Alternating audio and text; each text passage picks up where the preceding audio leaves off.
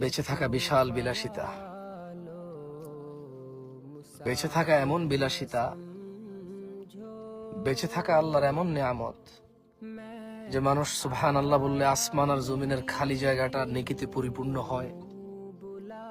মানুষ আলহামদুলিল্লাহ বললে নেকির পাল্লা ভারী হয়ে যায়।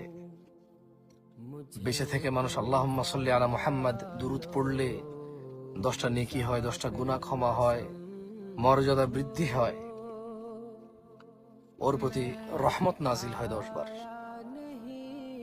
বেঁচে থাকলে ফজরের 2 রাকাত সুন্নত আদায় করলে দুনিয়া আর দুনিয়াতে যা আছে এর চেয়ে বেশি কিছু পাওয়া যায়।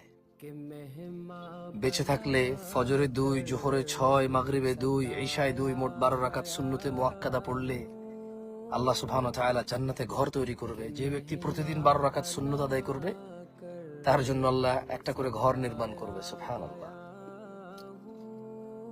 বেঁচে থাকলে সাদাকা করা যায়, বেঁচে থাকলে মানুষের উপকার করা যায়, বেঁচে থাকলে আল্লাহর প্রশংসা করা যায়, বেঁচে থাকলে লাউ বালাগাত যুনুবুকা আনানাস সামা, যদি মানুষের গুনাহ আসমানের মেঘমালা পর্যন্ত ছয়, সুম্মা ইস্তাগফারতানি, আল্লাহ বলছে তারপর যদি সে আমার কাছে মাপ চায়, গফারতু লাক, আমি তাকে ক্ষমা করব, ওয়ালা উবালি, কারো পরোয়া করব না।